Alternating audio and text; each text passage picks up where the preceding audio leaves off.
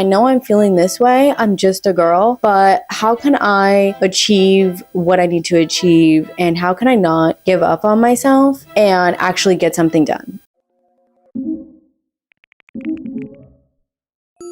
Hi, welcome back to another video. My name is Senya if you're new here, and if you're not, welcome back.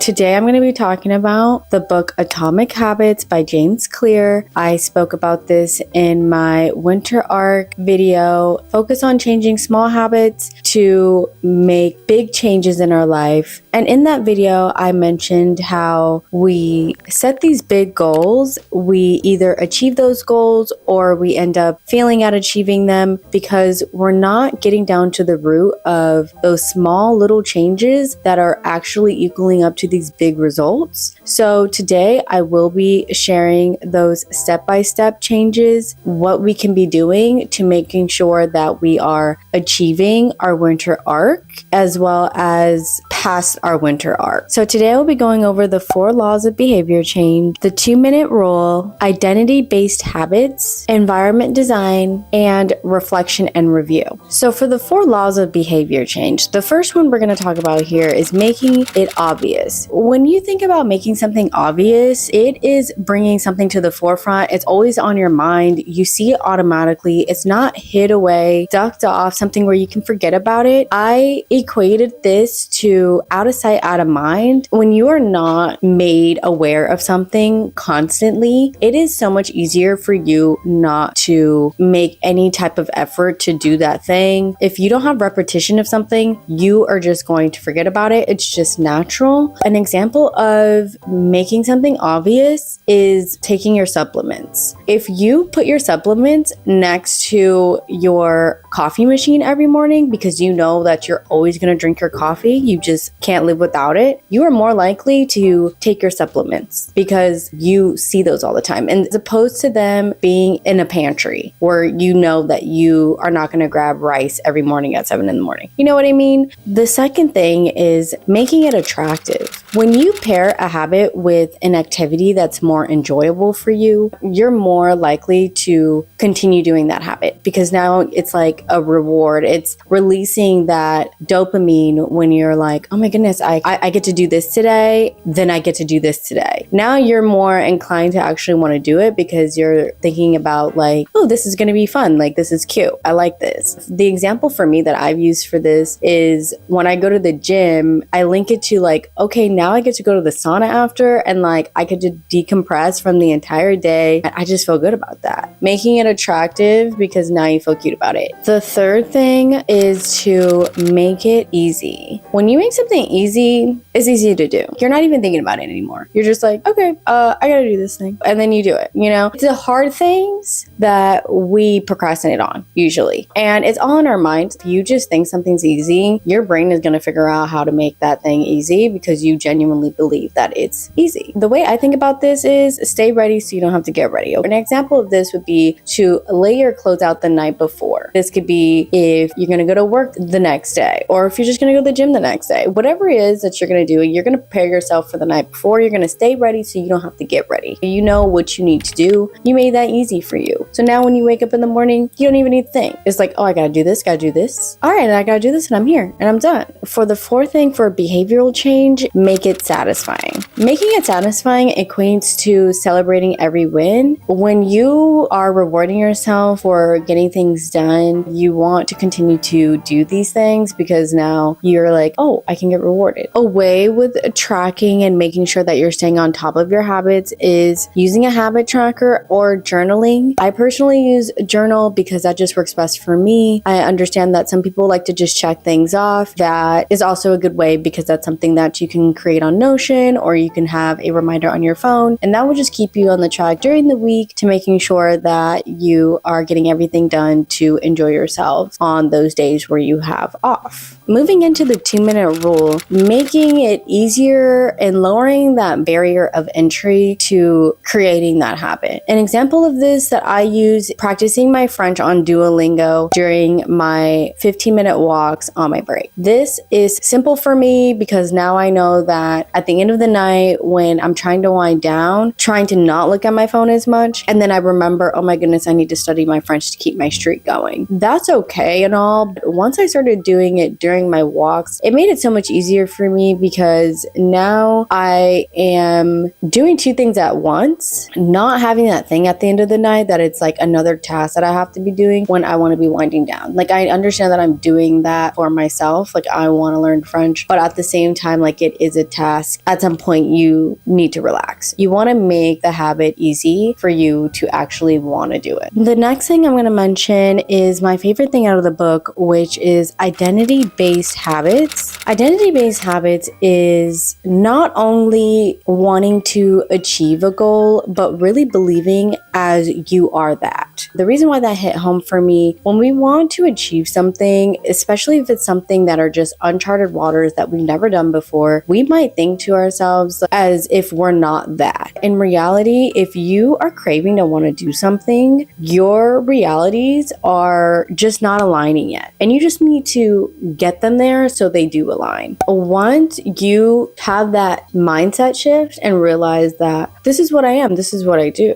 The thing is, if you want to become a runner, you are not just running that marathon, you are a runner. Now you're associating yourself with that. Moving into environment design. You want to create spaces in your home or your room or wherever you have the areas to be able to curate in your life. For example, if you have a desk in your room that's never tidy, never clean, and you always working on your bed and never actually on your desk, you need to make your desk more attractive to you. Whatever's in your budget, make it cute, or maybe that is even just cleaning it up, finding some stuff that will make that more comfortable for you to sit in. Maybe it's your chair that you kind of don't like. Assess what it is, because if it's something like your chair that you don't like it, you either can get a new chair, get a pillow on the chair, put some blankets on the chair, clean up your desk, and now you feel like you're just ready to actually get to work. You want to curate spaces in your life that make you feel how you should be feeling in that specific space. So when it comes to designing your environment, start to think about little things in your life that you could be tweaking so you're able to actually achieve your goals and feel good about what you're doing.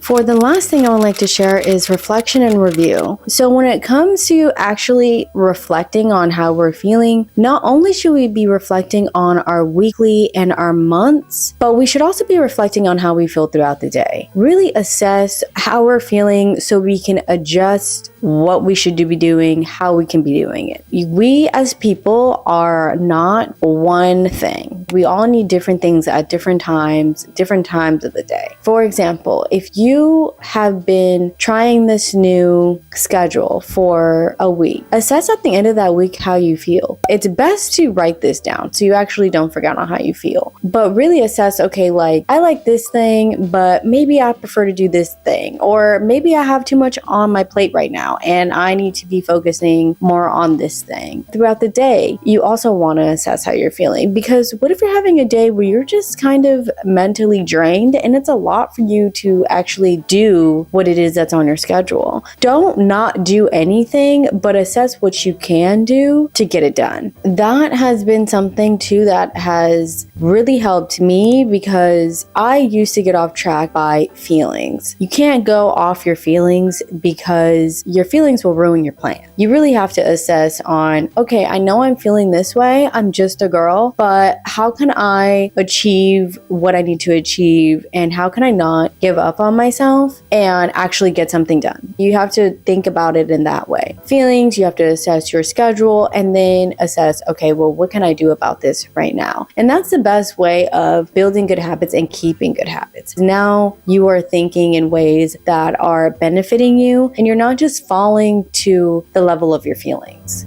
when it comes to having reflection and review, you want to make sure that you are able to speak with someone that you trust to help keep you accountable for your goals. It would be the perfect recipe if you have someone in your life that is focusing on their goals. You both balance each other out with giving each other that motivation, giving each other that support, and them just asking like, oh, hey girl, how is that thing going? And then you're being able to ask them, oh, how is that going? And having that support really does keep you wanting to achieve that habit. Wanting to have self-growth can be kind of lonely sometimes if you are maybe the only one that you feel are trying to have some type of growth in an area of your life. At the end of the day, having these habits are always going to take really small changes. You want to be consistent. It's not a race. It's definitely a marathon. One of one. You can do this. You're able to make these small changes and do what's best for you. When you wake up one day, you're going to realize that you achieved it and probably even done 10 times better because now you are building off that goal that once felt so difficult to just start and be consistent with. And that's what really separates you, is the fact that you're able to be consistent and you didn't give up on your goals. If you did enjoy this video, give me a like, and I would love to hear what your habit building journey is down in the comments below. If you're not subscribed already, what are you doing? Go ahead, join the family. With that being said, as always, thank you so much for watching. I will see you next time.